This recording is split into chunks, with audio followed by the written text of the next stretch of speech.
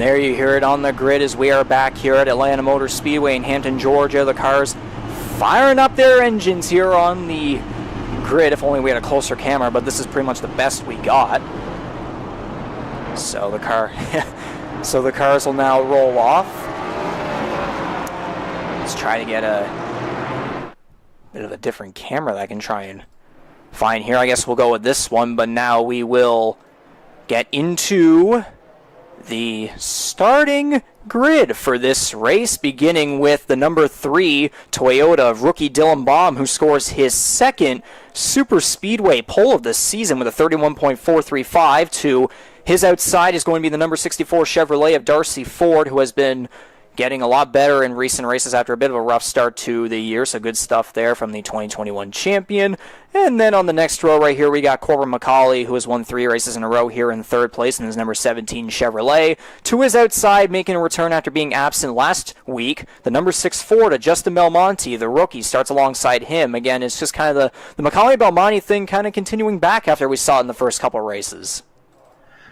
Absolutely magnetic between those two as we take a look at row number 3. Jose Mercado will round out the top 5 in his number 41 Ford. He'll have the number 7 Chevy of Andy Hurdle keeping him company there in 6th place. And now we move on to row 4, where we find our one previous Atlanta winner here in the form of Scott Bailey back in season 2. He'll start in 7th, and he's got the local boy from the ATL, C.D. Mangrum, in the number 1 Chevy outside in 8th. Moving on now to round out the top 10, we got the number 13 Chevrolet of Jared Ireland, the rookie, in 9th place. Alongside him, the number 36 Chevrolet of Michael Wolford. And then we got the defending series champion, Ty Higginbottom, in 11th place. And alongside him has been a back-to-back championship 4 runner-up here, Jonathan Peden, and his number 33 Chevrolet will start in 12th place. And now we'll move along to row number 7, where we find the number 15 of Kyle Knoll coming off, as we say, a couple of consecutive third-place finishes. He'll try it again from 13th here tonight. He'll have Jonathan War on his outside in 14th in the number 29 Ford. And moving on to row 8, we've got season 1 champion Ryan Gibson here in 15th in his number 23 Chevy out of Morgantown, West Virginia. Then he'll have the number 10 Chevy of Jason Butler out of London, Ontario. He will start 16th. And to complete the starting grid, we got in 17th place number 77 Ford of Hunter Young, the number 12 Toyota of Mike Marini in 18th. And then the next row, we got number 21 Chevrolet of Matthew Patek, 19th, and number 98 of Mark Cox in 20th. And to round it all off, we have Daniel Cudmore in 21st to round out the field. So we will go back to the very front here as the pace car will roll off here, and we get set to go green for the second Super Speedway race of the season. 21 cars will fight for the victory. The green flag is out for the Atlanta 200 at Atlanta Motor Speedway.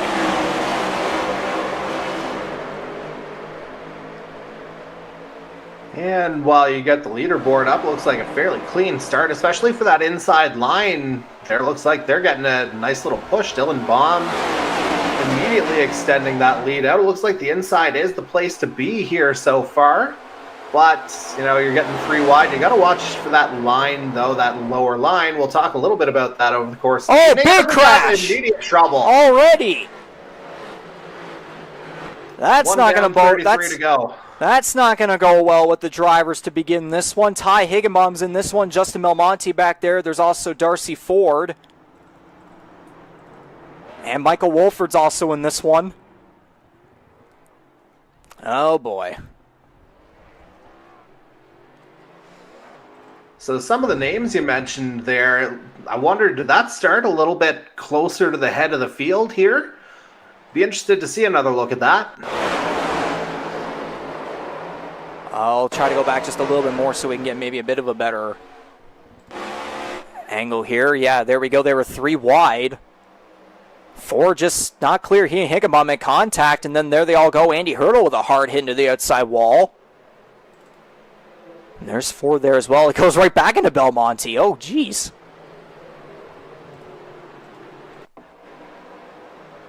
Yeah, let's take another look at this. As you say, 3 wide, and obviously, you know, some crazy banking here super speedway rules applying on, the mile-and-a-half circuit, most steeply banked track of its length in the States, I do believe, as we see the carnage just pile up one more time.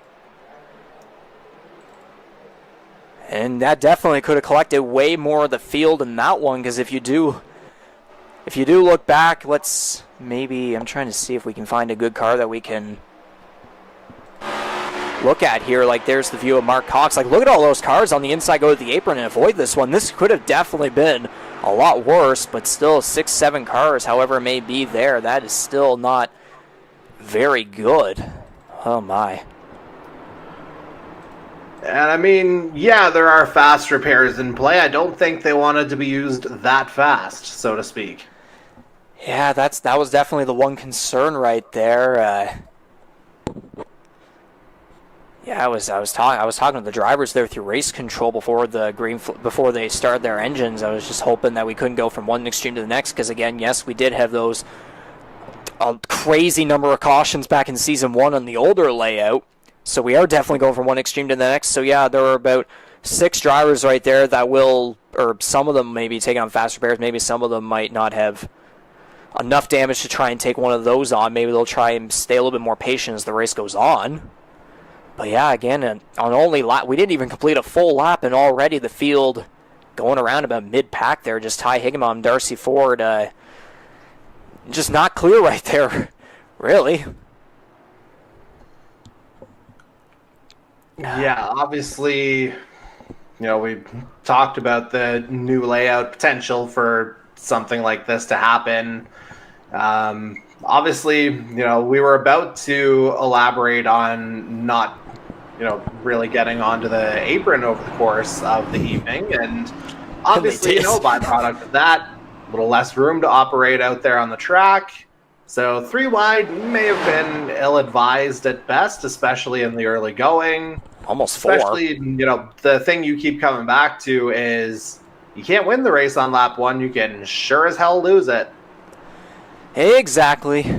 Everything that gets said there just completely just blows up in your face, basically. But again, if we look at the back here, the number 97 Bojangles car of Ty Higginbottom in the back, Belmonte, Wolford, Ford, Andy Hurdle there as well.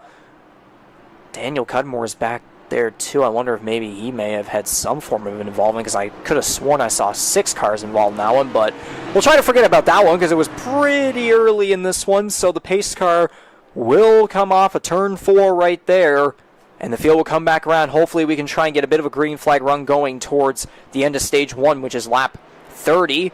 Green flag is back out on lap 5 of 130 in this Atlanta 200.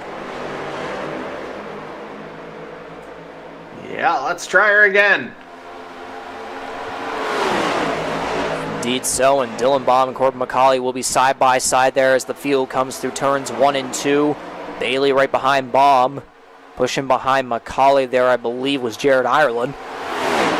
McCauley will dip down to the inside and hold that one. The inside might have a little bit more of an advantage right there as he pulls away, so does Baum.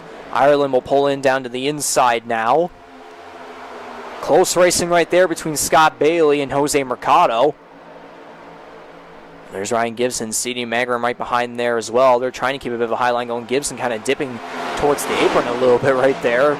But the field kind of trying to sped themselves out just a little bit, try to keep a little bit of a draft going. But after that early incident, you can only imagine people will definitely try to keep it conservative now, although it is kind of surprising we didn't see that from the very beginning. Well, I'm just happy we got a lap or 2 in this time around as they're crossing again. That's, mathematically better than it was the last time around. So, definitely encouraging here as drivers kind of find the car underneath them here over these opening couple laps as someone goes down. Oh, contact and Paytack hard into the outside wall and more involved. That's Butler in that one. I can't see who that is. It's Mike Marini.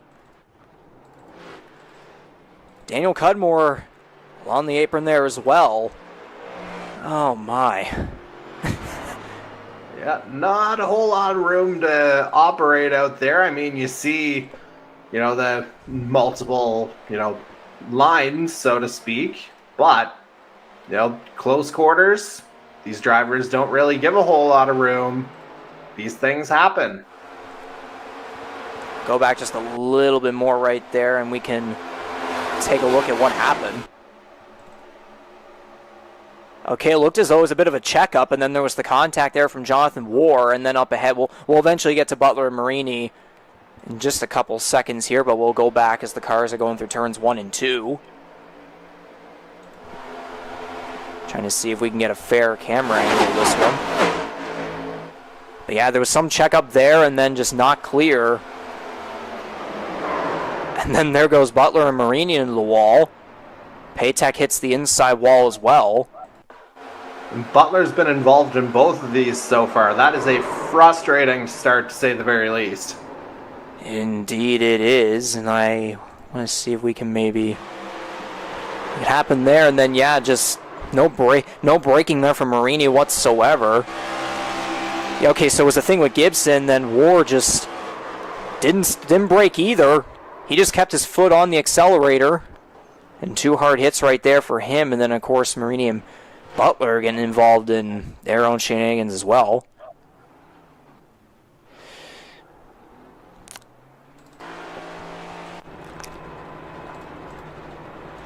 Well, I was joking about the 34 cautions earlier.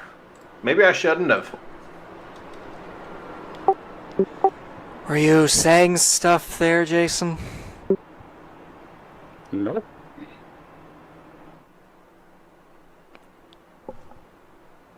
Am I really having that voice chat issue again? Jeez. Yeah, it'll be interesting to see how the order kind of gets shaken up a little bit. guys are kinda New crazy leader today, though. clearly in the form of Corbin McCauley, of course, with that move having been made, in the lap prior to the caution coming out once again. Second caution of the evening already. So, yeah, interesting kind of mix at the head of the field. McCauley, your leader, Baum there in second, Ireland third, Jose Mercado fourth, and the hometown guy, CD Mangrum, rounds out the top 5. So, interesting start here to say the very least, Riggs, as we're going on to lap 10, about half of those under caution, if not a little bit more. The 30-lap sprint stage, so, maybe things kind of change up a little bit with all these cautions to begin tonight's race. Turn 4.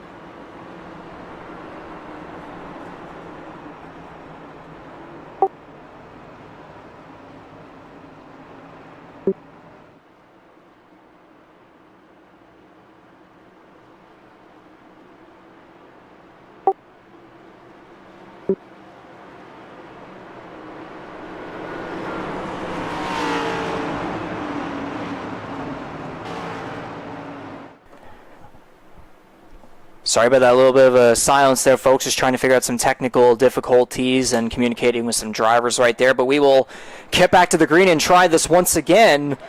Lap 10 it'll be lap 11 of 130. Green flag back out for the Atlanta 200 at Atlanta Motor Speedway. The atmosphere here just, not really happy. I was talking with Jason Butler right there, and it's just, drivers, I guess not really thinking twice or whatever right there.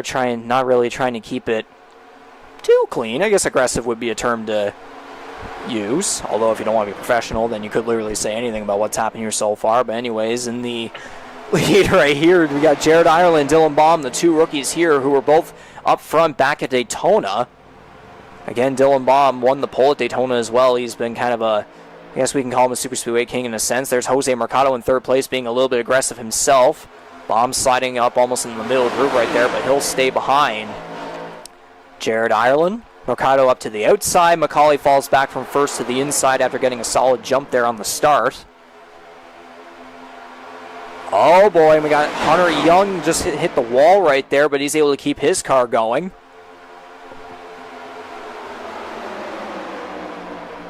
Yeah, it seemed like in terms of Ireland and Baum making the move off the restart, it seemed like there was a little bit of a swoop off that high line that, was able to generate a little bit more speed. Again, a little bit more banking here on the shorter super speedway, so to speak. And yeah, ultimately that kind of catapulted the 13 and the 3 up into the top 2 spots. We'll have to see if that's a pattern that gets followed moving forward if the opportunity presents itself.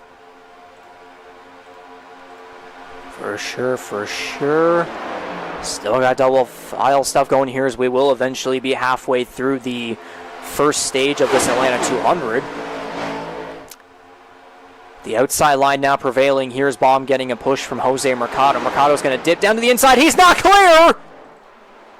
Oh, and man. Are they going to save it? Yes! Mercado and Ireland get lucky on that one. Mercado being a little too aggressive right there. I think Scott Bailey may have made a move to the side of him right there. Maybe a little bit of a gesture or something. But that's going to lead to Jonathan Peden taking the lead, and everyone's going to start getting separated. But I can only imagine the draft will get everyone eventually back together. But this might actually be a sigh of relief in a way, Jordy. Yeah, Atlanta not exactly providing or proving to be Magic City here so far. Yeah, just a little bit lucky there that nothing further happened, and yeah, as you see a little bit of separation now with these top 4, but the tendency of a super speedway, the emphasis is on the speed, so don't be surprised if that lead pack eventually does get swallowed up again. Yeah, it definitely looks like they are, and here are the wall cameras that we're using. As a matter of fact, we're actually using a different track camera package for tonight, as trackcams22.com does not have the latest pack for the new Atlanta layout. They only have it for the old one. So we thank SimWrap Market.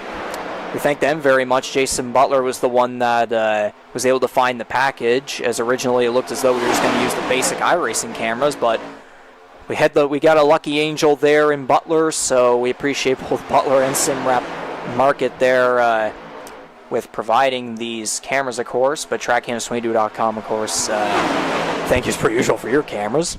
But unfortunately, it won't be the ones in the Crank It Up this time around. There's contact in the middle of the pack! Again, not wrecking this time. Looked like it was about 5 wide at one point. About. Still not. Oh! There's the contact. There it is. Hunter Young's around. CD Magram, the hometown flag. CD Magram, the hometown boy, also collected. Jason Butler able to slow down just in time, although he may have tagged the wall a little bit there. I could literally just pull up the race summary. Look, three cautions, 7 under caution, and just, oh my goodness. I just had to pull that one up. Matthew Paytack. That tells more of a story than we could so far. Yeah, we'll take the ticker off right here, and we will go all the way back to see what happened on this one. Actually, I will very quickly go through as the cars. Yeah, you can see all the contact right there, and they were about 4 wide on that one. And then as they're coming down the back straightaway, there it is right there, and then Young just couldn't hold it together, and then luckily no one else involved. Now, okay, Butler actually was involved, slammed right into the back of Magram. Okay, Matthew Paytack back here. Was he just staying back? Okay, I must have assumed that must be the case, as they were wrecking eventually up there. Let me see if I can get another angle here. Yeah, we get the far chase cam of Hunter Young. And just kind of a loose panic moment right there with Ryan Gibson, then not knowing if he was clear with Magram, and then just got a loose turnaround, then a hard hit there from Butler. We'll get an angle from him here, too, on his roll bar camera. Bummer. Yeah, I mean, you see the smoke coming off the 2 cars ahead. Impairs the vision. By the time he sees what's going on, not really a whole lot of avenue there for Butler to get out of the way, so to speak, as I think we'll probably feel the impact from Mangram's side of things here from the back, right about there. And Yeah. yeah, not quite the hat trick Oof. that Butler would have envisioned, especially not so early in the evening. But he's been unfortunately involved in all 3 of these cautions, mostly as a passenger. Yeah.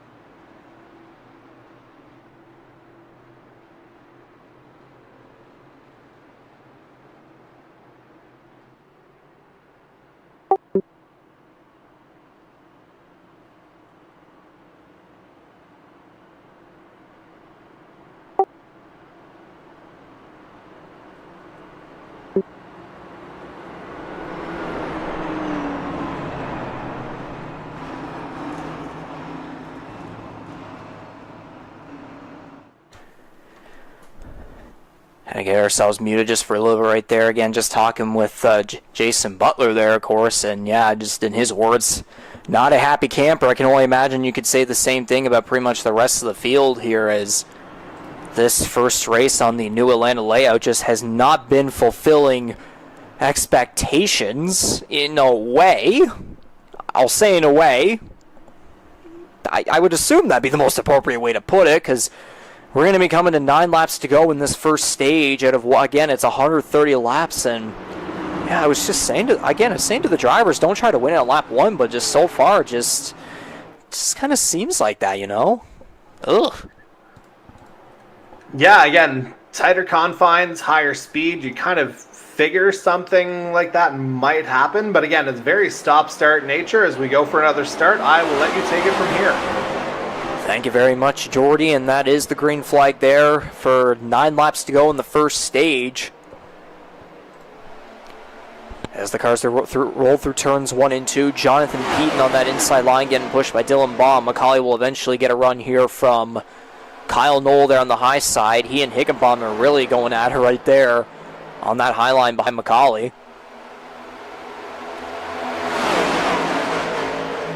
Yeah, this is an encouraging development here for, the old Gator in the 33. Obviously not the start to the season he's wanted, but, to be back up toward the head of the field, it's a place where he's proven to be comfortable in the past. We'll have to see how things kind of shake out for him, as, he'd love desperately to get into victory lane here. And again, upset the apple cart here, because he is outside the top 16 right now.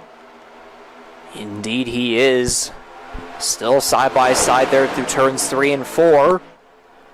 McCauley looking like he had the advantage there. I believe Peaton barely led the last lap. The lap 24 of 30 for the first stage, 130 of the whole 200-mile race. You can tell that there is some separation back there. You can see about 4 cars or so there. Yeah, now there's another one that will back out. It's CD Magrum. He's going to back out of that and stand the... Actually, no. Would that be a pit stop? No, I just remembered that, actually. Yeah. Or no. No, he's just staying back. Unless he might have an issue. Because, again, turn 3 is where under green you have to pit. Originally it is supposed to be in turn 4. You come right off turn 4, but all the drivers agreed that turn 3 would be a safer bet, because especially in pack racing and trying to communicate with everyone, it probably wouldn't be. It probably would be a very congested situation. So turns 3 and 4, the way it is right there, you just enter on the turn 3 apron, and you try to go as fast as you can without spinning on the apron and hope for the best there. But whenever the caution is out, you do pit off at turn 4, so there is a little bit of a difference right there. And of course, speaking of the apron too, you cannot use the apron in any way, shape, or form. You can't even use the front straightaway dog leg, as again, drivers don't want you taking advantage whatsoever. It was kind of a similar rule in qualifying. So even with the restrictions that we're having, still this race, you could put it in any way, perhaps. The way I'll put it is, very, very tight so far, as in not a whole lot of room to operate. And again, the last couple of races, you know, there has been a little bit of that apron to operate on, so to speak. So that's offered, you know, multiple driving lines or additional driving lines that perhaps wouldn't otherwise be there. Certainly aren't available tonight. And so, again, a little bit less room to operate. You got to kind of stay within the lines, so to speak. So not exactly the, you know, artistic kindergarten child's favorite operation to stay within the lines. But for our drivers tonight, that is the challenge. Had about near 3Y right there is Dylan Baum. Was there on the high side. Might have been a little bit of confusion right there, but I was seeing Scott Bailey almost go to the middle right there. It was right along that left rear quarter panel, but nothing happened. And now, as we see on the ticker, we are at 2 laps to go in this first stage. So, although we have had a pretty caution-fested first stage here of this Atlanta 200, still makes me wonder if we will see a little bit of competition. Hopefully, maybe a little bit on the cleaner side this time around. But coming and off, obviously, with all the caution laps there, it's obviously been a stage devoid of pit stops as well. Exactly, too. Yeah, and there's a 3-wide maneuver right there from Dylan Baum, and Kyle Knoll is not clear. They're going to keep it going as Higginbottom pulls back, and in the wall back there as well was someone. Oh, and Jared Ireland hurting the inside wall. Caution's out. And there's your stage ender. And that is going to give Corbin McCauley the first stage victory with Kyle Knoll. And I think Belmonte, but based on him going in front of Higginbottom, is going to be the one to collect the bottom end of the podium there. And very quickly we'll go through this as Higginbottom will get 4th, Pete in 5th, Gibson 6th, Bailey 7th, Mark Cox 8th, and Dylan Baum 9th. He was higher in there, and he made an aggressive 3-wide middle groove move right there. And then there's Andy Hurdle in 10th. So we will very quickly go back and see what happened here. Yeah, you can see the moments there with Dylan Baum and Kyle Knoll, of course, but it's Jared Ireland I'm mainly concerned about here. Yeah, just not clear. Someone took him out.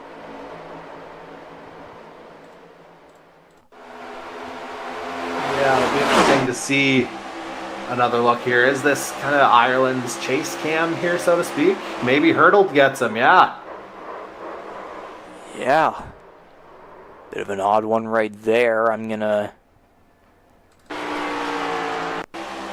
go to Andy Hurdle's cockpit right here, see what... Yeah, he held his line. Ireland came down. So, I guess that'd be the best way to put that one.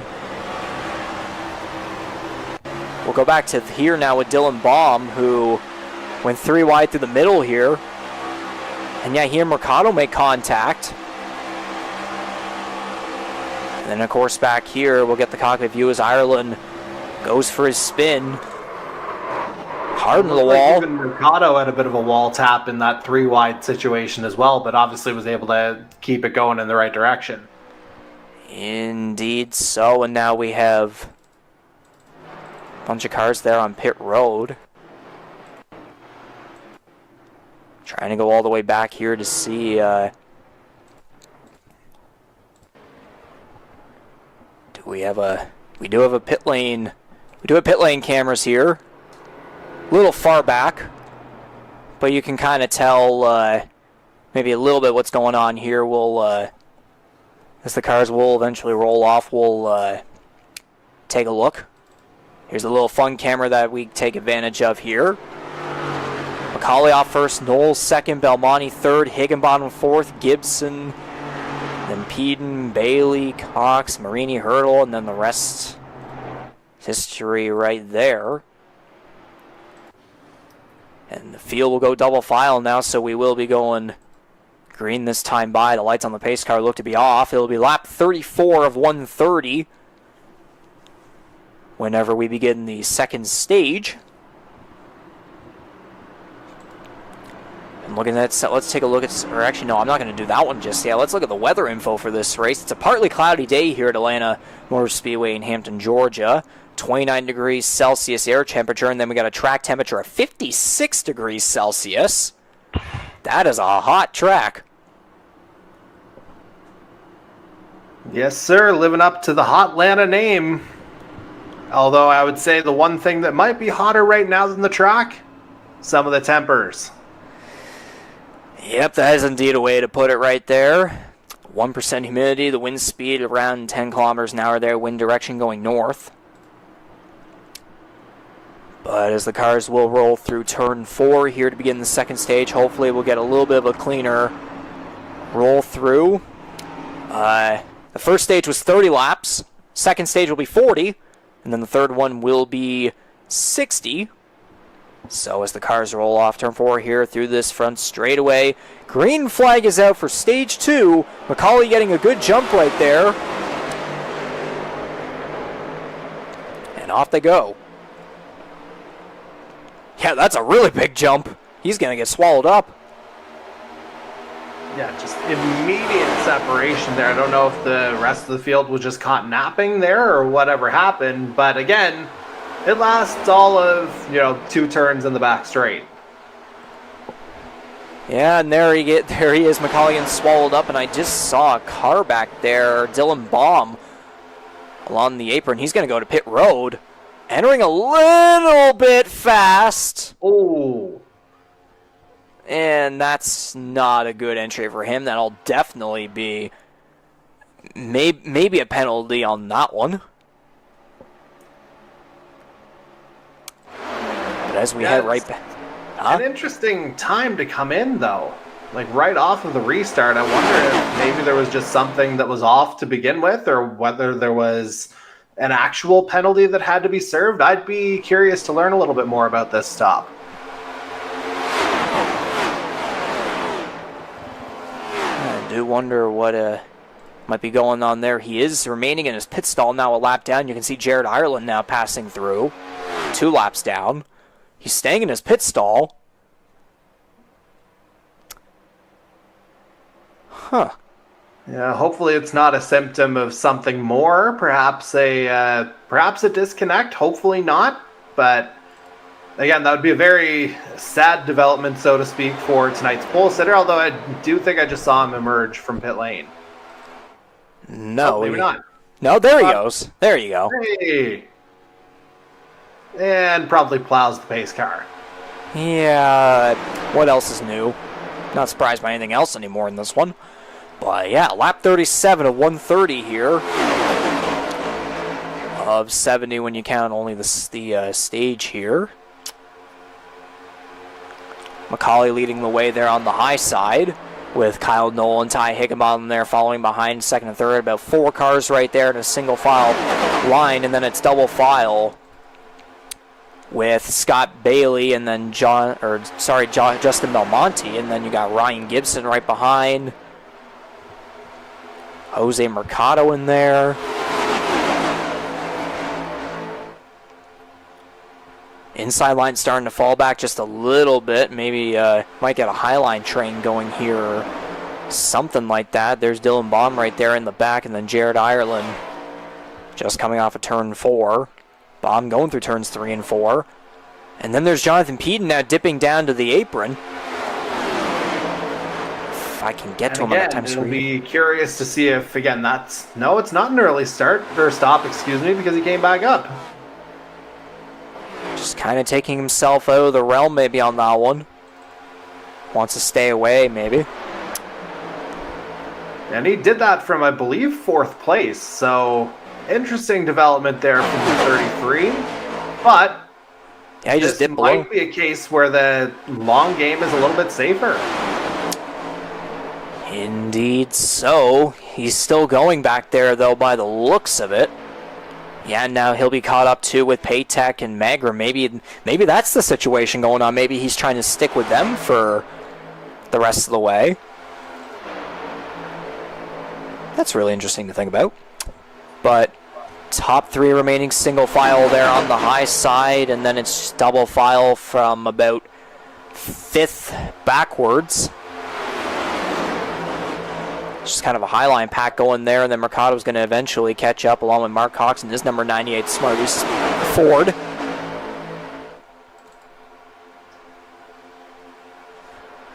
He'll now be on lap 42 of 130.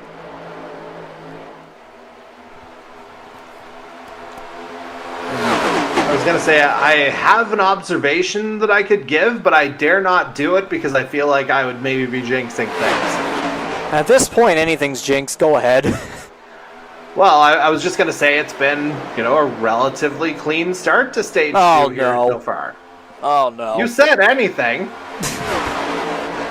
I thought you were going to talk about a driver. No. Just a general observation. Well, it is what it is. But the inside line's starting to take a bit of a run here, with Ryan Gibson leading the way, the 2020 champion being followed up by Andy Hurdle. And eventually catching up in a little bit, maybe it will be Mike Marini and then Darcy Ford. And that wing snob Chevrolet. Again, Darcy Ford's first season in the series running in a Chevrolet, and also his first season in a Next Gen and on iRacing. Same situation with Andy Hurdle, of course. Although for some reason the first couple races I thought he had road course experience. But we live and learn. Indeed so. And yeah, in the case of Darcy Ford, just to pull it back to him for a second, of course, he was caught up in that lap 1 incident, so it's kind of a matter of recovering things a little bit, but everything has pretty well happened around him too. So while he's not necessarily toward the head of the field right now, as he's currently in 12th, there's time, and I feel like we haven't seen the last of the on-track action, so to speak. Oh no, we definitely have not. I would say when we get to the final 20 or 30 laps, it'll definitely start to get intense. But again, that high line is still prevailing, particularly in first place. Corbin McCauley leading the way. Ryan Gibson trying to get a run there on that inside to make it a double file battle. Andy Hurdle giving Gibson a bit of a shove right there. I believe it's McCauley, Nolan Higginbom there on the high side. I think Mercado may have just tagged the outside wall again. Correct me if I'm wrong, if my eyesight wasn't doing well right there, but now we're on lap 47 of 130. We'll eventually be reaching 20 laps to go in the second stage.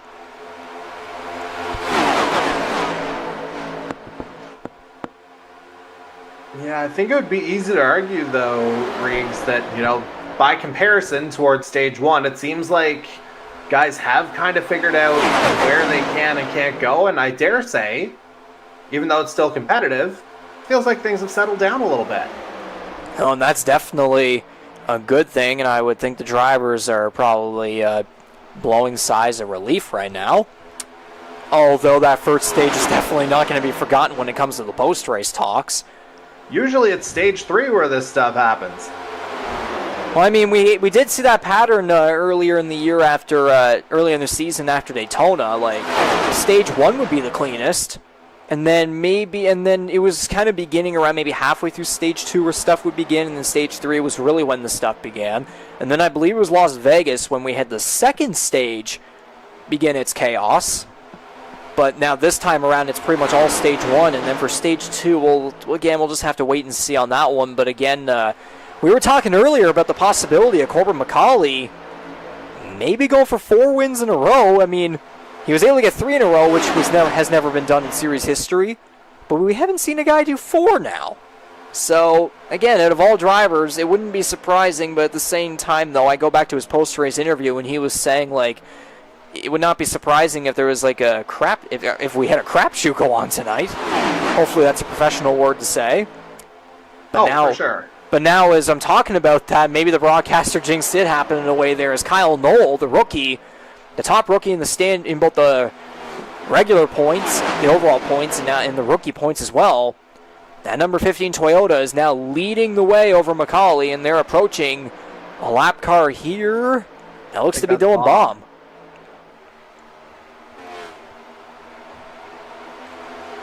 Imagine, well, now the whoa. Gibson had an issue there, and then Bailey in the wall hurdle, and Bailey getting really close. Somehow that doesn't result in anything other than a bit of a pullback for now, but the draft should pull them back into play, but we'll see what happened here. Hurdle and Bailey just got really close there together. And now as soon as we get right back, they're pretty much right back packed up, and Dylan Baum is right in the middle of that. And now Kyle Knoll.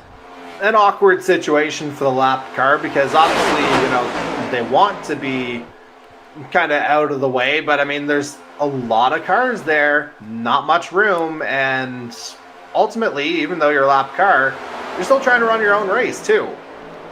Yes, and I just noticed a moment there on the front, was it off turn 4? Yeah, Scott Bailey's now going to get in the wall, but I saw a moment there between him and Dylan Baum. He trying to shove Baum out of the way to get past him because, again, Baum's a lap car, so... And again, Kyle Knoll did have the lead for about a lap or so there, but then he dropped back, and now Ty Higginbottom, the defending series champion, is going to jump up to second place. McCauley is right back in the lead. You can see Justin Belmonte there trying to make his way up to the front, and again, after being absent at Chicagoland along with Jared Ireland and Andy Hurdle. Hurdle being up here, but Ireland at 2 laps down right now, and they're actually catching up to him right here. A little bit more lap traffic, quote-unquote. Yeah, Belmonte trying to get back into the headlines because, again, those first couple races during the season, it was McCauley versus Belmonte. And it seems like he wants to try and get that back going here at Atlanta. And for this second stage here, we will be approaching 15 laps to go this time by.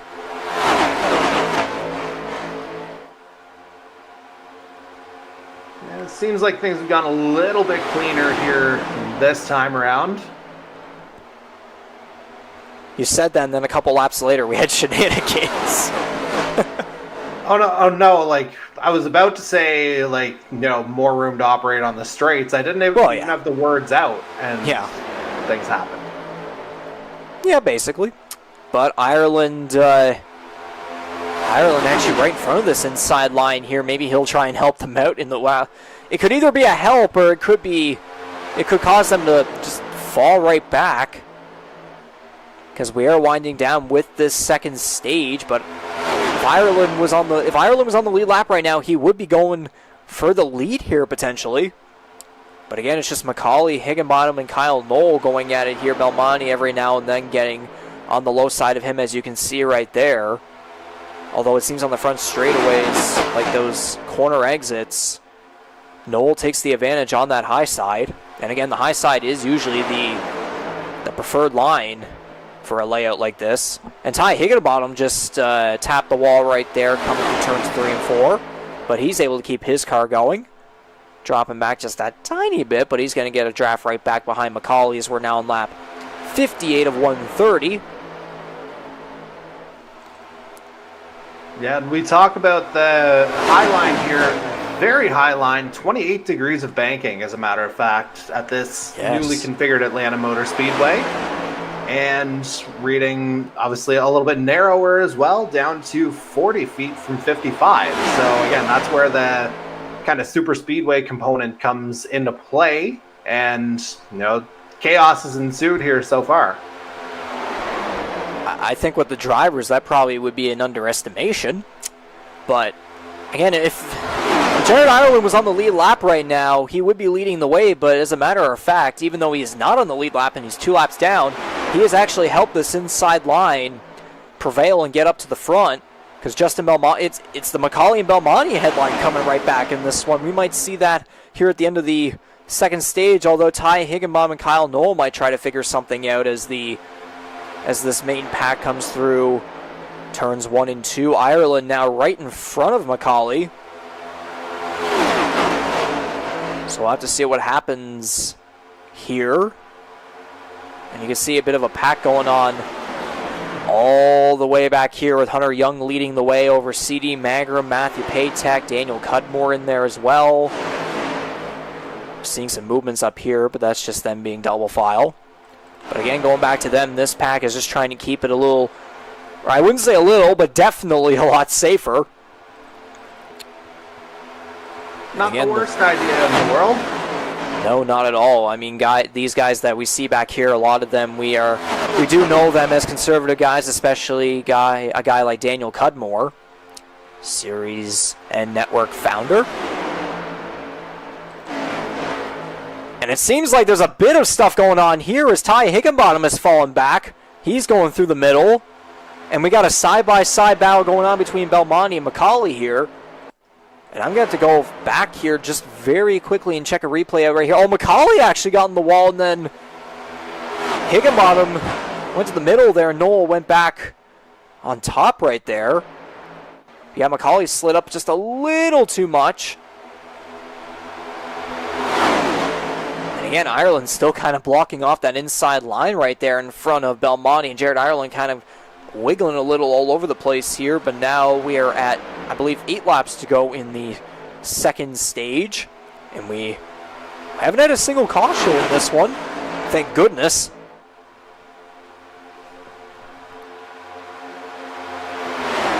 Yeah, you can say that. I try to say it and we get jinxed. Yeah, pretty much. Oh, and there's one car, there's a couple cars on the apron here. It looks as though a couple cars will come down the pit lane. CD Magram is one of them. There's Matthew Paytek. Some blinking back there I saw. And then Ryan Gibson up here at the up front. Okay, actually, we're getting multiple cars going down right here. We're getting the green flag pit stops again. The number of cautions that we got in that first stage kind of prevented any possibility of this happening here, and we got a little bit of close contact there. Belmonte's going to get spun by Cox.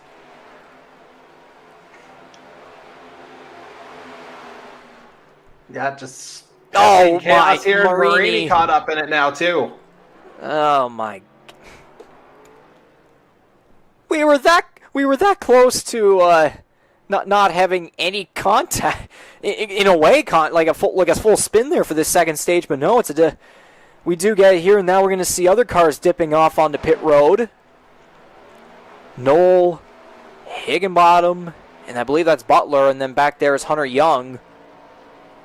So now with all these different packs coming down the pit lane, I do wonder how this is going to play out for how the stage is going to conclude and who's going to get the job done. But Mercado leading the way so far.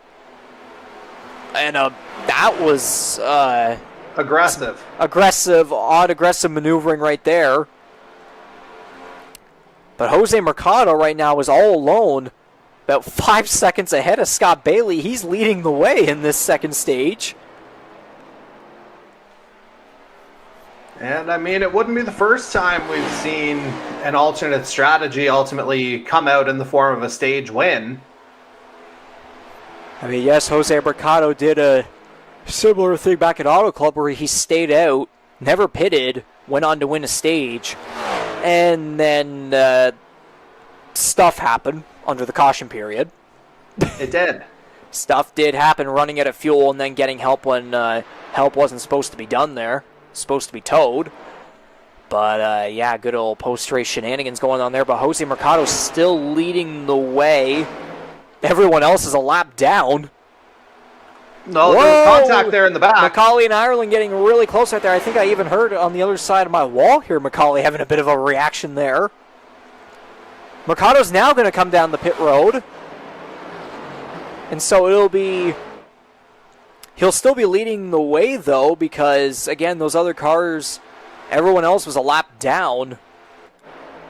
So these guys are going to have to come back around one more time to get up in front of Mercado. And I can only imagine they will pass him here eventually, as it's going to be looking like it'll be 3 cars going forward, as Jared Ireland, again, is 3 laps down now. There's some maneuvering going on back here with Ford Wolford right there. Mercado's now going to come off pit road, and is that going to be the last lap there? No, it's going to be 2 laps to go in the second stage, lap 69. Jordy, go ahead with any joke you want right there. I mean, it speaks for itself at this point. Yeah, nice. But, whoa, and there's some aggressive maneuvering there as Kyle Knoll drops back, and Jared Ireland's going to, I guess, quote-unquote, take advantage there, even though he and Dylan Baum, again, are both lap cars. But here we go. White flag for the second stage as Corbin McCauley leads the way, looking for a second stage victory here. So really effectively a two-car race here for the stage win instead of, the three that we may have thought before. Again, a couple of lap cars in there.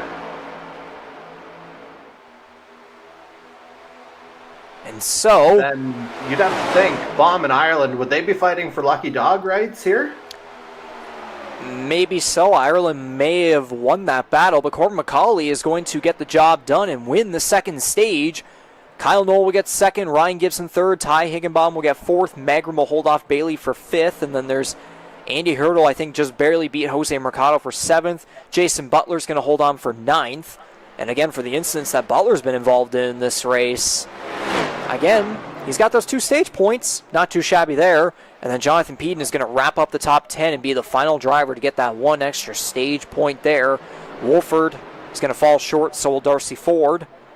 And the rest of the way is War, Young, Paytech, Cudmore, Marini.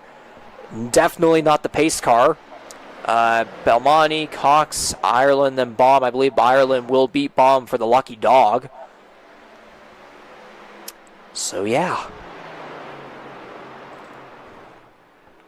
Yeah, for all intents and purposes, a significantly cleaner stage that time around, minus the kind of pit stop spinning. Indeed so. And now with everyone making those pit stops right there, McCauley's going to come down. So will Baum.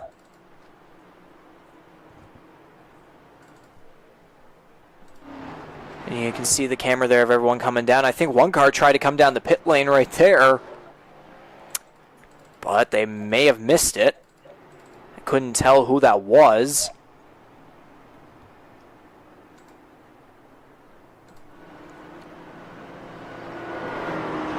Ireland, Ford, and War staying out.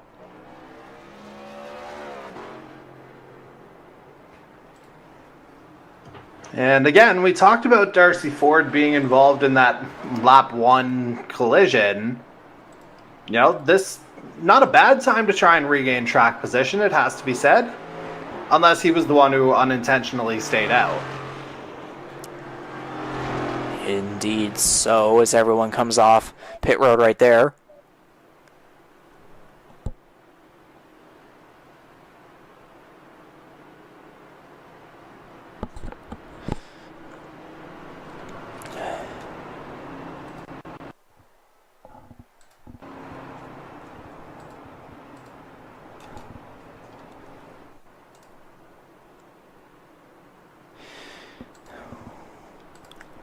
Well, 2 stages in, 1 more to go here in the Atlanta 200.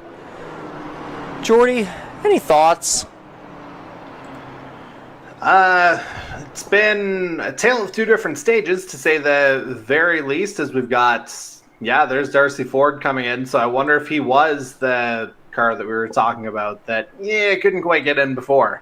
Other than that, it feels like it's been, we talked about him potentially underselling his abilities at Atlanta, but I mean, McCauley, I believe he's won both stages so far. So ultimately, whatever prep he put in over the course of the week, it's worked out about as well as he could, because he's done the one thing that you really need to do at a track like this, especially like above all others, and that's keep your nose clean. Best way to do it, get to the head of the field. And obviously, he didn't have to be too involved in any of the chaos, having started third, so it was just a matter of kind of keeping his head, so to speak, and obviously it's worked out for him so far as we remain under caution. But obviously a lot of things going on. I believe it was 4 racing cautions, and then now we've got the 2 stage cautions, so I think that would take us to 6. But obviously a lot of Oh, 5. Okay, so I guess the last one that was in stage 1, I guess that just carried over into the stage caution as well. So just, yeah, a lot of movements. This one's not over yet by any standard, though. A lot can still happen, and we've seen, a lot of movement, and, don't be surprised if there's more. Yeah, it's going to be 60 laps to end off this third and final stage to conclude the Atlanta 200. They will come back for the green flag. Corbin McCauley leading the way on lap 75 at a 1:30. And we might as well do this just in case anything happens whatsoever. We've had terrible luck with this in recent races. But of course, we would like to thank SimWrap Market for providing the custom cameras here for the new Atlanta Motor Speedway layout because, again, as was mentioned earlier, TrackCams22.com does not have cameras for the new Atlanta, so we appreciate both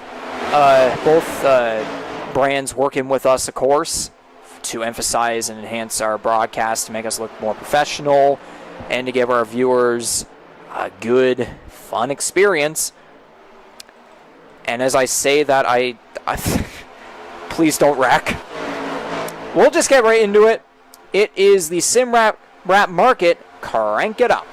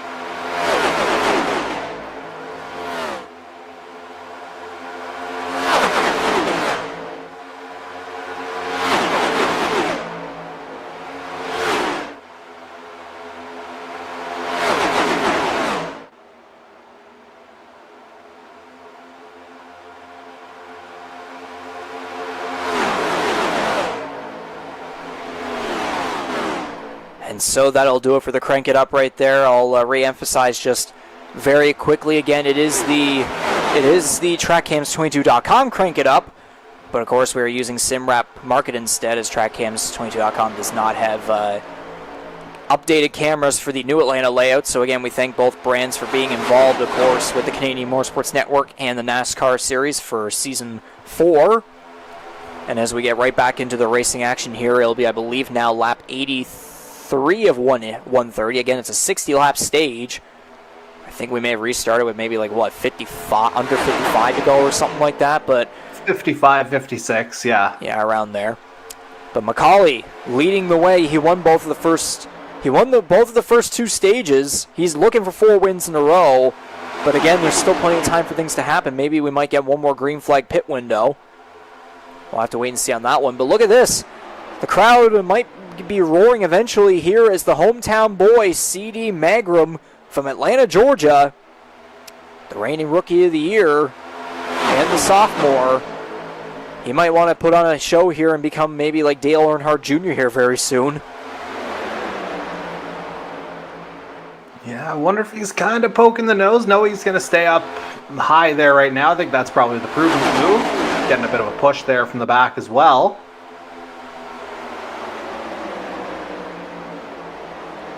But yeah, the top 4 remaining single file there. That's Kyle Knoll and Ty Higginbom there. Now, actually, the inside line will get a little bit ahead, but it was mainly right there. Ryan Gibson there on the inside with Andy Hurl right behind. I thought there was something going on with Michael Wolfer back there in turns 1 and 2. He got a little bit close with either Butler or Ford. Yeah, I thought Knoll may have actually had a little touch off of the wall there out of 2, but obviously kept it going in the right direction. So, a little kiss off the wall from time to time. Why not trade a little paint? Leave a mark.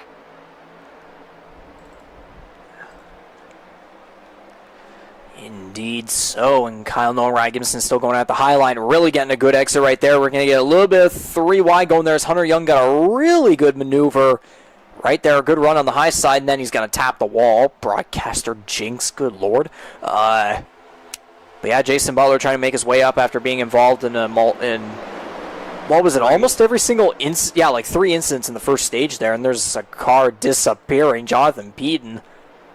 That would give a heart attack to a driver from behind. And Darcy Ford and Hunter... Well, actually, no. I just remember Darcy Ford's actually 3 laps down. Dylan Baum's 2 laps down. Ford's at 3, and then Jared Ireland is at 3. And Jonathan Moore, actually, if we go to him, the camera goes nowhere. Jonathan Moore is the first car out of this race. Now he's 11 laps down. I wonder what that might be all about. Well, I think we saw that go down during the Crank It Up segment, because I think we were shuffling around the cars. I think we saw War in pit lane at that point. Yes, we did, as a matter of fact. What I'm wondering is what may have led up to that, or maybe you just didn't want to maybe race anymore, but we'll have to find that out maybe later on. But anyways, right back into the racing. Again, the top 4 remaining single file. There's a bit of double file action going on here around 4th to 5th-ish. And then some pack racing going on back here with Daniel Cudmore, and I believe that's Justin Belmonte there. Both cars leading the way in that one. And again, Hunter Young tapping the wall right there with the lap car. Jared Ireland right behind the outside. Kyle Knoll making a couple of moves right there. Jason Butler now all the way up to 5th right here. He's really trying to get a surge up and try and maybe battle for the lead here against Corbin McCauley. Again, Butler's been a guy who has been involved in, you could argue, almost every single incident that we've had over this 4th season of NASCAR racing so far. He earlier said he wasn't a happy camper, but now he might be going for the lead. He has been, and he's also, deceptively quick on super speedways. It has to be said. Yes.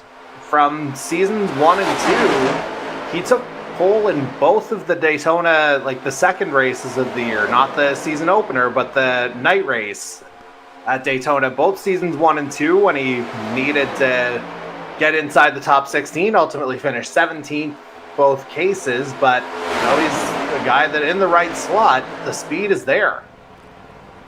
Definitely is there, just needs to show off a little bit more of the results. Again, if I look at the standings, Butler currently sits 14th. Looking at his results, he's got 14th, 11th, 11th, 13th, and 16th, so right now he'd be looking for his first top 5 and top 10 of the season, maybe even podium, or I would argue a win if he was able to have a little bit more luck on his end. The only time he has had any result qualifying or finish that's been in the top 5, excluding stages, of course, is a 5th place qualifying results at Daytona. So again, like you were saying, he's got the speed at the super speedways. Just needs to have a little bit of luck when it comes to the result. The final one. Yeah, not just get absolutely hammered at every section of the track the way the Jays absolutely hammered the Rays tonight. 20-1 that one ended. Yeah. And looking at some of the other drivers here, Corbin McCauley again looking for 4 wins in a row. He's led 67 of the, it'll be 93 laps now as the field approaches lap 94. We're getting very close to 30 laps remaining in this race. CD Magram has been up in the top 5 for the most, top 5, top 10 for the most part in this race. No laps led yet, though. Ryan Gibson there in 4th, battling for 3rd, though. No laps led from him.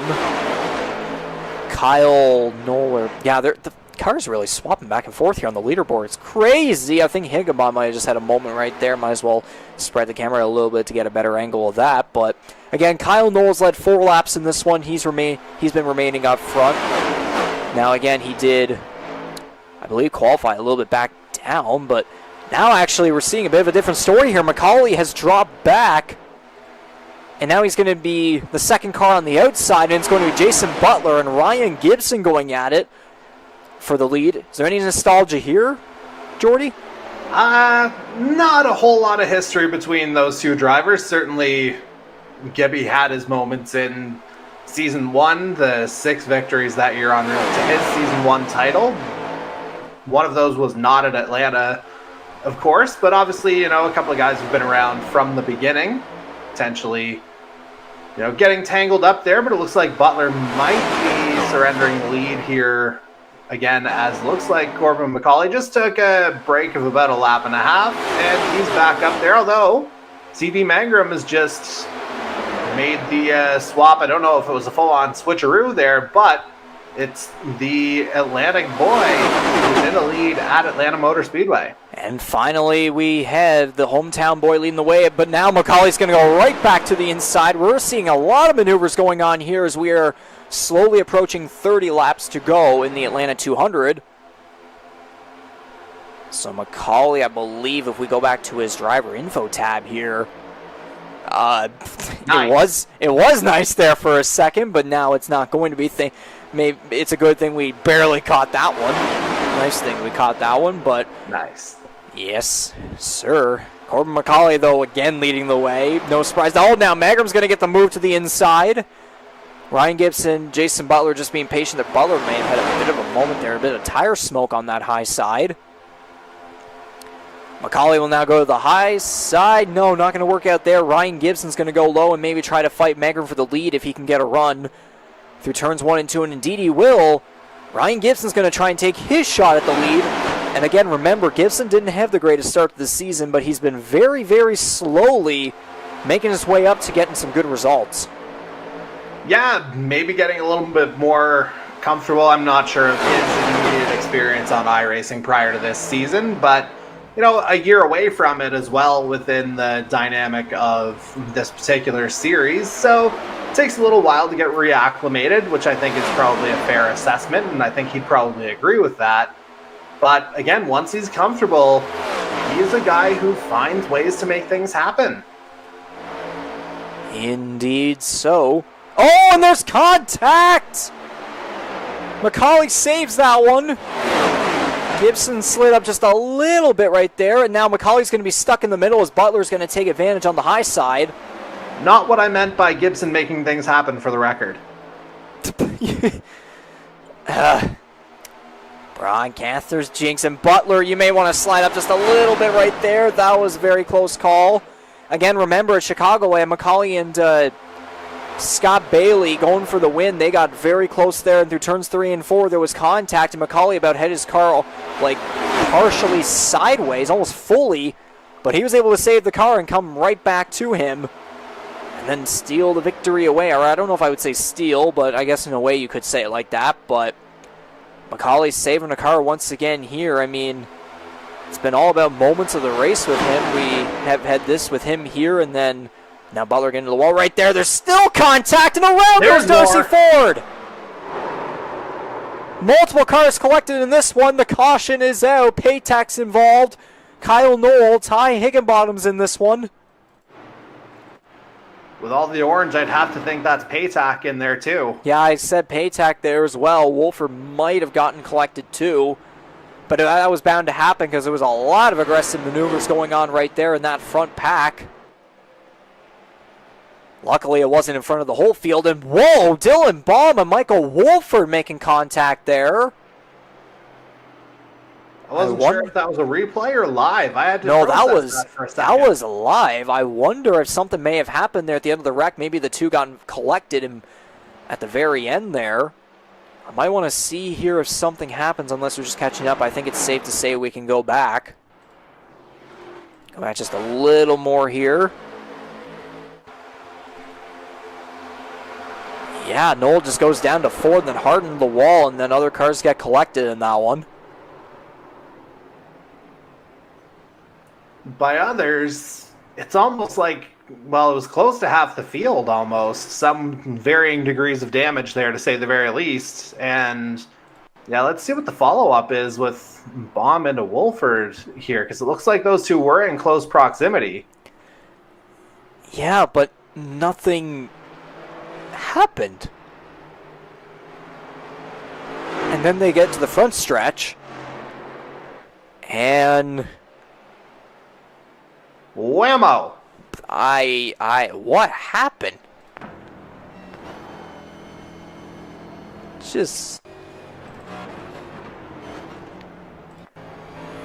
Yeah, he just slowed the right down. I have a feeling they're going to look at that one post-race. It'd be hard not to. Yeah, that's a way to put it. Actually, hang on. I just heard a reaction there from Macaulay. Penalty? I don't know. We'll have to. Oh, I want to get back to the caution period very quickly here.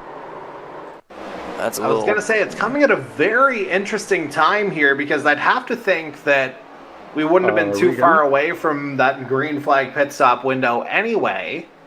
So you'd have to think there's some recalculating happening on the fly here. And the other thing is, that brings me back to how Season 2 ended, with a few guys running out of fuel on the front stretch right before the checkered flag.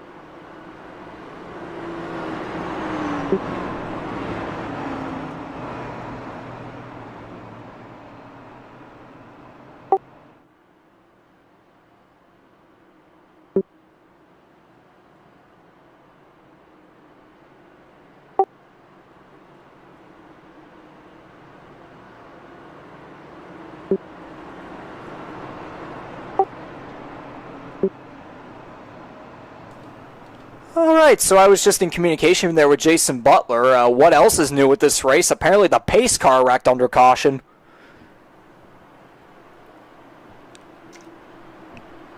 I don't know what else to say. I don't have anything for that either. I don't think there will be any point. I don't think we'll even be able to catch the pace car wreck in there. Maybe we'll get someone's replay post race, but I didn't have the ticker on that whole time right there, but we will now. We're going to get back to green. Lap 106 and 130. It'll be under 30 laps to go. Nearly, I believe, yeah, now it'll be 25 laps to go in this Atlanta 200 with Ryan Gibson leading the way.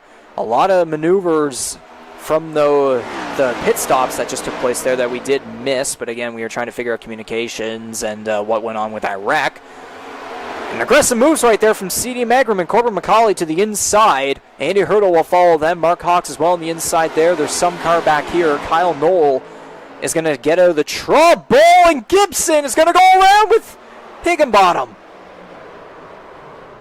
couple of past champions getting around, and the yellowish car getting involved. That's going to bring out another yellow flag. Yeah, I'd be more worried about the pace car. Yeah, and I was talking with Butler there, and he's just like, I asked him, like, is that a foreshadow for the rest of this race? And he's just like, yes, sir. All right. I think we did say earlier about 20 to 30 laps to go, things would happen. Here we are. Okay, I'll get you to pay attention here to this replay right here. Gibson falling back, and then Peden right to the left rear quarter panel, trying to make it 3 wide, but nowhere to go. And then Bailey being there to help Higginbottom go around, that did not help. But thank goodness that was only a 2-car incident. But at the same time, though, Gibson, Higginbottom, both cars that did have speed up at the front. But they get caught up in a couple of shenanigans right there.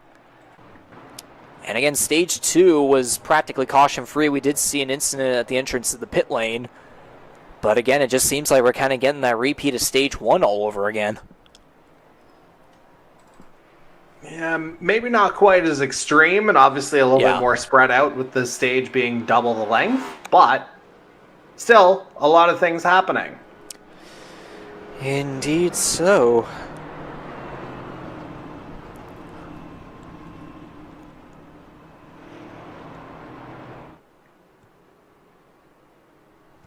In other news, the Toronto Blue Jays beat the Rays 21. Yeah, I was saying that, like, whenever Butler was just kind of getting hammered all over the track, yeah, that was kind of like the Jays hammering the Rays tonight. Good stuff right there. And then looking at the NHL, the Vegas Golden Knights up 3-0 over the Dallas Stars almost halfway through the second period. The Florida Panthers up 3-0 over the Carolina Hurricanes. Any thoughts on that one? I mean, now I don't feel as bad, obviously, given, how Florida got to this point. But, it's been hard to kind of have that support, so to speak. But, they have a way of making believers out of people. And, maybe that's a theme that carries on to the final 20 laps here tonight. I'm not entirely sure. But, oh, yeah. It's something that's been, it's been impressive. I'm not going to lie. I mean, even when this race has headed shenanigans, even though it has headed shenanigans, but when the racing is under green flag conditions and everyone's being aggressive, it still has been fun. Probably shouldn't. I guess if I say that, then the rest of the race is going to be a crapshoot. But again, whenever we've had green flag racing and everyone has been going back and forth and stuff, it has definitely been fun. And I'm just noticing now, you got Daniel Cudmore in 10th. He's a guy we haven't really talked about. I just jinxed him, didn't I? But, I haven't really said his name, or we haven't really talked about him getting caught up in anything. So, sometimes you just got to keep your nose clean. And we even got fans in the chat calling, saying they called it. They made the call for this one to be a wreck fest. I mean, no surprise there. Yeah, I think we were kind of leaning in that direction as well. We were hoping against all hope because, again, the previous Atlanta layout had a history as well. I think we're going to see a little bit more here as the pace car peels off one more time. Didn't hit anything, though, so baby steps. Yeah, it might be. Maybe try to say the same thing with the drivers here, too, as we will get back underway in this third and final stage of the Atlanta 200 at Atlanta Motor Speedway. Carver McCauley and C.D. Megrin will battle side by side through turns 1 and 2. It's going to be 21 laps to go. It'll be 20 laps to go when we come back to the line this time around. Some loose racing there from Hunter Young on the high side. Ty Higginbottom is going to fall back right here. I believe a couple other cars will go down to the apron as well with Kyle Knoll, Mike Marini, and Michael Wolford. Or actually, no, a couple cars have come down the pit lane. All 4 of them, as a matter of fact. Interesting that they wouldn't do it under caution, but maybe there's a motive to it. I don't know. Well, again, this pack is a little racy up here. Very tight. Again, I was saying that. Hunter Young's still having some loose moments right there. Oh, well, it's Jose Mercado right behind. And then Jonathan Peden right in front. So that 3-car tandem or whatever you want to call it, I guess you wouldn't be surprised by anything right there. But Peden giving McCauley a push there on the high side. And we now will reach 19 laps to go. Peden will make the aggressive move to the inside over McCauley. How long has it been since Peden is... Oh, no, he actually... Or, whoa. Okay, he disappeared for a second there, and the camera had a bit of a wonky moment. So McCauley will get the lead back. But, yeah, again, with Jonathan Peden, how long has it been since he's won a race? Well, let me just pull it up. Obviously, grabbed a couple there last season en route to the second place finish overall. And the more interesting question would be the last time he won on a non-road circuit, which I guess you'd have to peel back to... Yeah, you'd have to go back to Indy last year. Yes. And that was... pretty much halfway. That was pretty much around that halfway point of the 2022 schedule right there. And we can see back on the racetrack, McCauley and Mercado were getting a little aggressive right there. Actually, it was more so Mercado really giving bumps to McCauley. And now we're seeing a guy like Matthew Patek up front here too. Patek involved in many incidents in this race thus far, but now he's up to third place, battling alongside Justin Belmonte there. Yeah, Patak kind of at the head of that lower line here right now. It seems like outside's the way to go right now, though. Couple cars coming off of pit lane right there. I wonder if this pack may ever potentially dip down, unless maybe those other cars just wanted to stay away out of trouble. But yeah, we got Corbin McCauley again leading the way, and if we look at his driver info tab, he's led 75 laps in this one. He'll be coming to, I assume, 76 this time right here. But he's got Jose Mercado of all drivers behind him. I wonder if that might be getting his heart rate up. And I mean, Jose, he's the kind of guy that will leave absolutely no stone unturned out there. And I mean that in the best possible way. Because he is, he's a guy who will fight to the very end for a win. And I mean, that's why he, along with Corbin McCauley, are the only two drivers who've won in... Well, each of the first 3 seasons to date. Obviously, no win yet in Season 4 for the 41, but don't be surprised if it happens. And again, he entered tonight outside the playoff picture. Indeed so, especially after being absent for, I believe it was 1 race earlier in the season. But then you got right behind Mercado, you have the number 6 there, Justin Belmonte, who again has won 2 races thus far, and then after those 2 wins, it kind of fell back, and McCauley became kind of the show, I would say. It was that McCauley versus Belmonte headline going at it until Belmonte kind of didn't have the greatest result at Las Vegas there. Hometown boy C.D. Magram's still going out there in 4th place. Again, Matthew Patek, a guy who just hasn't been up front too much. I believe he may have been maybe a little, like just before that first wreck that we had on lap 1. But now he's made his way back up after all the carnage in stage 1, so that's good to see from him. Scott Bailey making his way back up along with Andy Hurdle. Hunter Young still remaining up in this front pack, even though he's had a lot of loose moments in that number 77 Ford. Andy Hurdle trying to fight him there on the inside, and then there's Jonathan Peden right behind in 9th. And then there's a pack back here just kind of waiting for things to unravel with Mark Cox, Daniel Cudmore, and then Jared Ireland, who is a lap down, actually. Daniel Cudmore is the final car in the lead lap. Only 11 cars on the lead lap, but then it's about 3, 4, 5, 6, 7, 8 cars, I believe, that are many laps down. Darcy Ford's 11 laps down right now in that pack right there. Dylan Baum is another car actually out of this race now, 17 laps down. So after what happened with Michael Wolford there, that'll be 2 cars out of this race with Dylan Baum and Jonathan Ward both out. So not good to see there from the number 3 car, who did have the pace for a potential good finish tonight, but just unfortunately not. Yeah, I mean, he was the pole sitter. That was ages ago, but that is a thing that happened. Yeah, and then he again won the pole at Daytona as well, and I don't think he got a good finish there either, if my memory recalls correctly. But it's a single file line here for about, I would say about 5-6 cars maybe now. As Macaulay and Mercado lead the way. Belmonte and Magra might get a run here coming through turns 3 and 4. But then again, though, it's 10 laps to go in this Atlanta 200. So, again, maybe there's a little bit of patience there. But then at the same time, at some point, you gotta make the move and go for it. It wouldn't surprise me if this was... Oh, never mind. I was going to say something. And trouble. Andy Hurdle in the wall. And that is going to get us under the yellow flag. We're going to get a late restart, Jordy. Yeah, it's been a little while since we've had one of these. Darcy Ford almost right in the back of Jason Butler right there. That probably gave him a heart attack. He's already been through enough this season. But Macaulay's going to lead the way under this caution flag. And I was going to say right there, I don't think we've had a race that's had a green-white checkered finish yet. We have not. No, yeah. It would not surprise me if this was the first race in that case. And I thought Hurdle may have just disconnected there, but no, he just went to his pit stall. So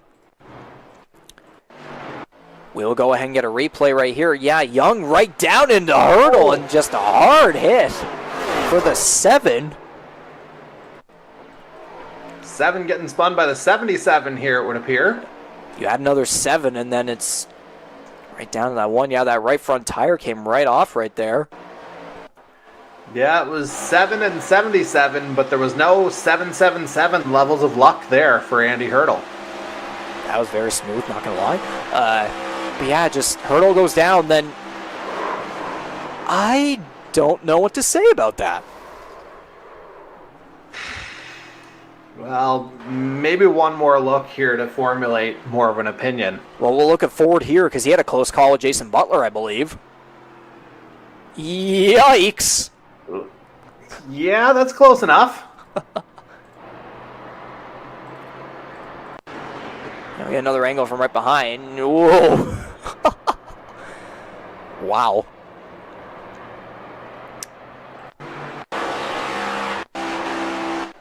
So again, we'll go back maybe just one more time here. Like, Young just comes right down, and he had a hard hit. I don't know if I understand that one. Goes for the pass and then just comes right down into him. Yeah, it's a weird one to decipher. Again, hard to say if there'd be anything that would come out of that, but yeah, I struggle to have an explanation for that one myself. Well, they say, if you know anything positive to say, just say nothing. Pretty much. We could have said that for the whole first stage.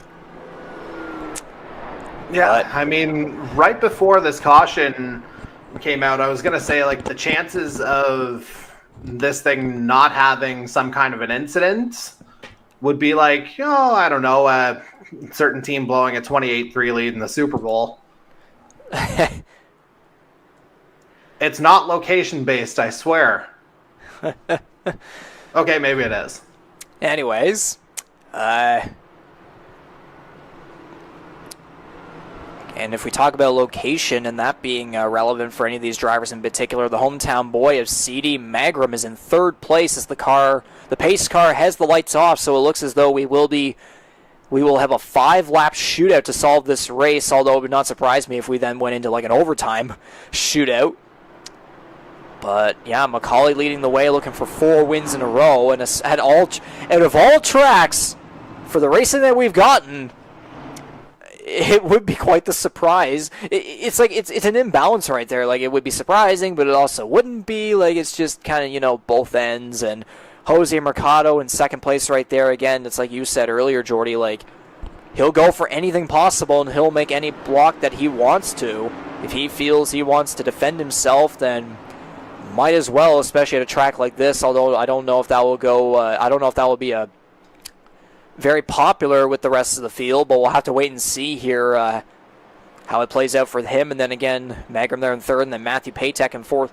Patek in fourth place, looking to find some redemption after getting caught up in earlier trouble in the first stage. But the pace car rolls off. We're going to go for a 5-lap shootout to conclude this Atlanta 200 at Atlanta Motor Speedway.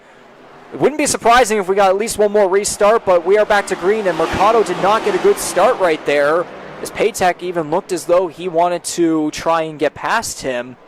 But one car that did was Magram. And Scott Bailey's going to try and take advantage there on the inside with the push from Jonathan Peden and also some help there.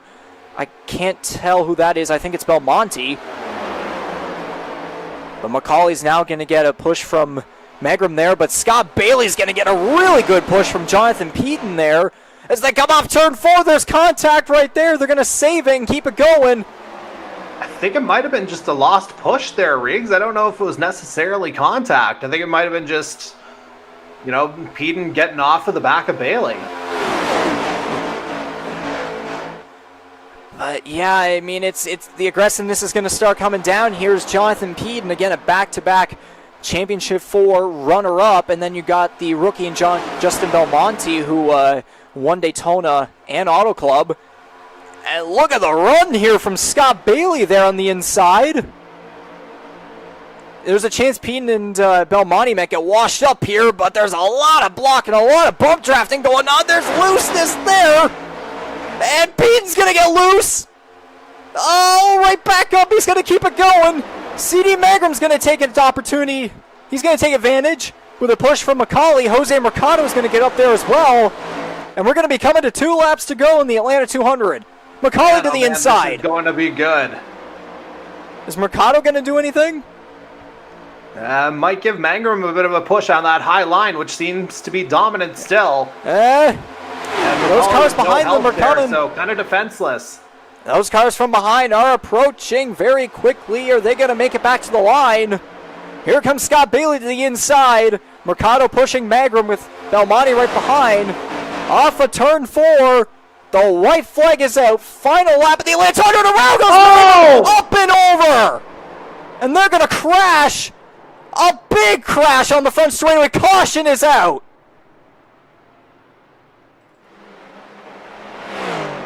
So is that it? Or it's not over? I think they may have thrown the caution just before the line somehow. Because again, it's 3 laps to go on the ticker. My heart's pumping. You say 3 left, like you were talking about it being the final lap. Is that just a reset for a green flag checker or green white checkered finish? Well, the pace car's still in front here. The caution is out. But I'm not seeing anything here. We'll give it a we'll give us a couple of silence here just for a second to see what's up.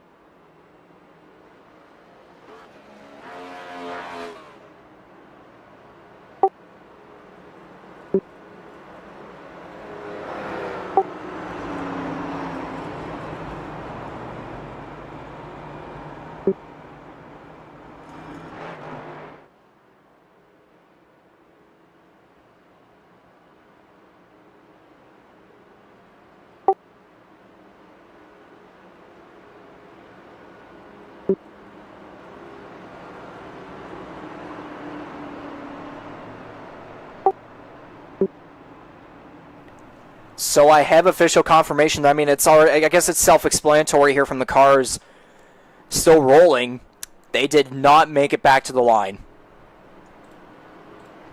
Is that for me or the viewers? No, we're unmuted, buddy.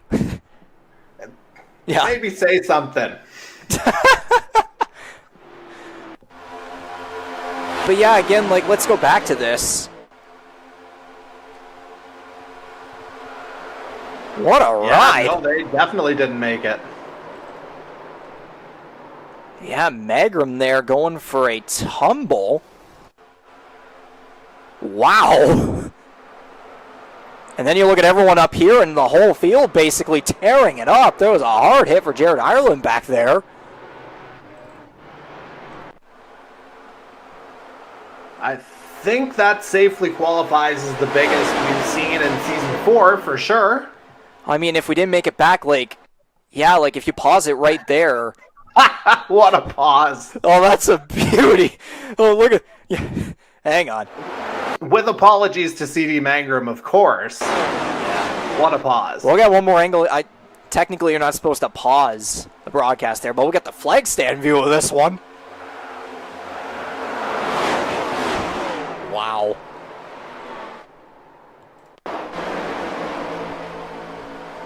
Fan cam, we're going to get the spotter cam. Wow. And just a massive wreck back there, too.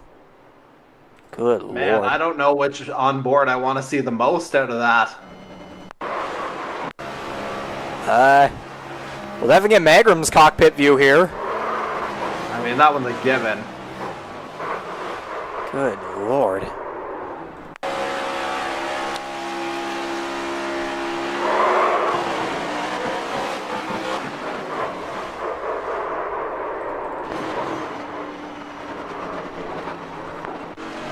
Well, in that case, let's get back to the racing. It's a green-white checkered here at Atlanta Motor Speedway, the Atlanta 200. We'll give her one more attempt. I believe it's 3 attempts that they get.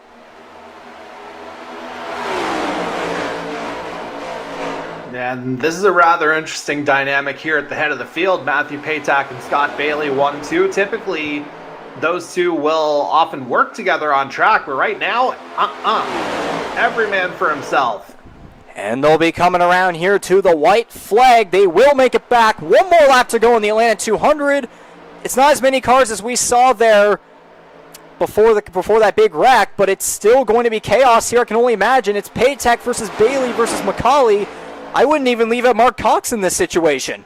Oh, heck no. I mean, just on this back straightaway, anything could happen. Patak is going to have to go defensive. McCauley dips to the inside looking for a run. Patak is there. Win is Patak. Off the 4, McCauley gets turned, and Patak is going to win the Atlanta 200.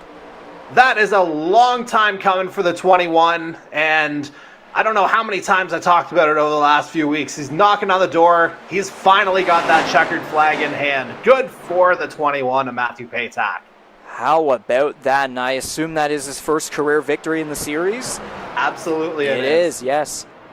Okay, Cox and him getting into each other there. Early donuts, why not? That might be a post-race look, but we'll move on from that. But, well, hopefully that didn't cause Patak to get damaged and not be able to keep going there, actually.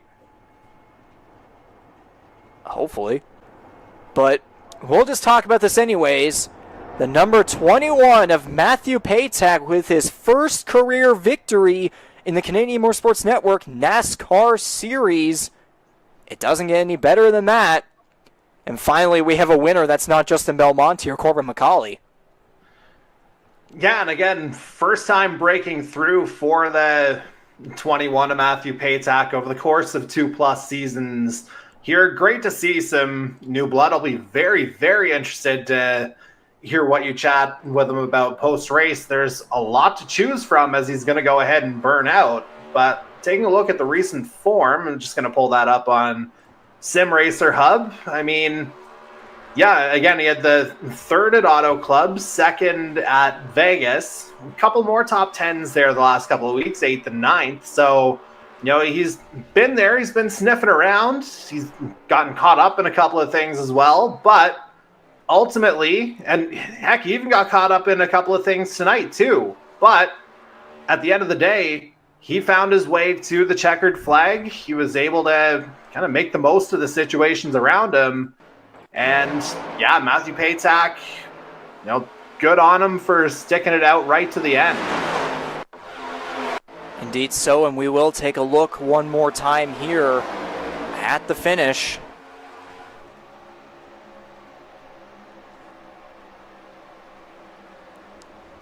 McCauley did dip to the inside, maybe trying to make something happen, but then he and Bailey just got too close. Bailey actually came down. McCauley then went right into the wall.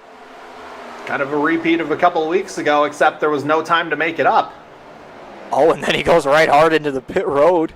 Lucky Jared Ireland didn't get anything from that one. But that is your finish right there, and there your three. Daniel Cudmore? I mean... Hang on a second. What? We'll have to toggle the unofficial results here. Oh my goodness. What a top three. Wait. Mark Cox was in there too? Wait. Hang on. Wait. This isn't made up, folks. This is legitimate confusion. I am definitely confused. Is this something to do with penalties, maybe? Could be. I mean, we know the winner's not in doubt. Well, if we look back at the let's look back at the finish here for a second. Yes, let's do that for sure. I mean, couldn't have gotten much tighter. No, Bailey actually fell back. Okay, so that is fair. That is it. Those are your unofficial results. So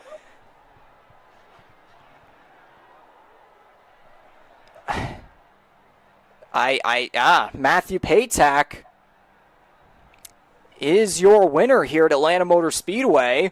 His first career victory in the Canadian Motorsports Network NASCAR Series.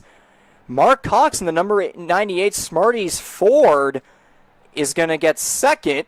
And then how about that? The number 2 card, series founder, network founder Daniel Cudmore in third place right there. And then you got C.D. Magram, the Atlanta, Georgia boy, the hometown boy, in fourth place there in his number 1 car. You got the 88 of Scott Bailey, who will round out the top 5 right there. Hunter Young in the number 77 will earn 6th place. And trying to get through the rest of this. There we go. Kyle Knoll in the number 15 will wrap up a 7th place finish right there. Very solid. Did fall short of maybe 3 podiums in a row or 3 top 5s in a row, but he comes home with the top 10. Corbin McCauley, despite getting wrecked, is going to claim 8th place. Jonathan Peden will finish 9th. And then that rounds up the lead lap cars. And then the first car not on the lead lap, wrapping up the top 10, will be the number 6 of Justin Belmonte. Yeah, take a breath there, dude. Let's go through the rest of the order here. As, Ty Higginbotham comes home in 11th, 2 laps down. Then you got a few cars finishing 3 laps down. Ryan Gibson, Mike Marini, Michael Wolford, and Jason Butler. They're 12 through 15, respectively. Jose Mercado, he was in contention in the later stages, but ultimately finishes 4 laps down in 16th, with Jared Ireland right behind him there in 17th. Darcy Ford got caught up in a few things over the course of the evening, finishes 11 laps down in 18th. Andy Hurdle's night, I believe, ended a little bit early as well, as he comes home 19th, 12 laps down. Then I think, you got a couple of early retirements in the form of Dylan Baum and Jonathan War rounding out the field, 20th and 21st, respectively. What a night. Indeed, what a night it is. And, Paytak's not in here anymore, so again, that pretty much does it for tonight's race of the Atlanta 200. I will try to maybe get a post-race interview with Paytak if he's still in here, or if he's maybe in Discord, which I have used with previous post-driver interviews. But again, we will show our faces right here, of course. So yeah, Jordy, that does it for round 6 of 20 here in the Atlanta 200 at Atlanta Motor Speedway in Hampton, Georgia. Matthew Paytak kind of kills those headlines where it was Justin Belmonte and Corbin McCauley dominating the way. But now, at Atlanta Motor Speedway, of course, with this new layout and all that, it's not surprising that we get such a headline where we have a driver, an underdog, in a way, I guess, based on past seasons, finally get his first career victory, and he locks himself into the playoffs. And you saw there, too, Mark Cox and Daniel Cudmore wrapping up the podium. Like, it was just underdogs all over the place, man. Sometimes you just have to be there when it matters, right? How many times have we said that over the course of this season? And ultimately, with the kind of aftermath of that massive wreck where C.D. Mangrum got flipped over, that was where Matt Patak was ultimately able to take the lead. And you know what? Full credit there to the 21. Just, the pressure of the green, white checkered finish and just, being able to defend that over those last 3 laps, because that was an absolutely furious finish there. It felt like it could have gone any way, like 3 or 4 different paths. But again, ultimately, the 21 keeps his nose clean, doesn't, get any contact from behind. He's able to kind of keep his head in the game here, so to speak. And again, he's finally broken through. Like, it's something that, I talked about a little bit over the last few weeks. It felt like he was kind of right there. He's here now. Indeed so. That'll be 3 drivers now that are locked into the playoffs here through 6 rounds of the season 4 for the Canadian Motorsports Network NASCAR Series. And I guess that pretty much will do it for you here, Jordy, as I will try to get a post-race interview going here with Matthew Patak if possible. So, fans, don't go away. We will be back with another message from me, or maybe even the interview, depending on what will happen here. But once again, Jordy Carraher from Alberta, Canada, on the other side of the country here. Jordy, once again, thank you very much for coming in with your color commentary duties and providing your very educational and informative knowledge and insight as per usual. And we will see you next week at Michigan. Yeah, should be an interesting kind of rebound here to see how things will kind of develop after tonight. So yeah, we will chat soon. Alrighty then, stay tuned, folks. We will try to get a post-race interview going. We will follow up in a little bit with one more message to conclude this production.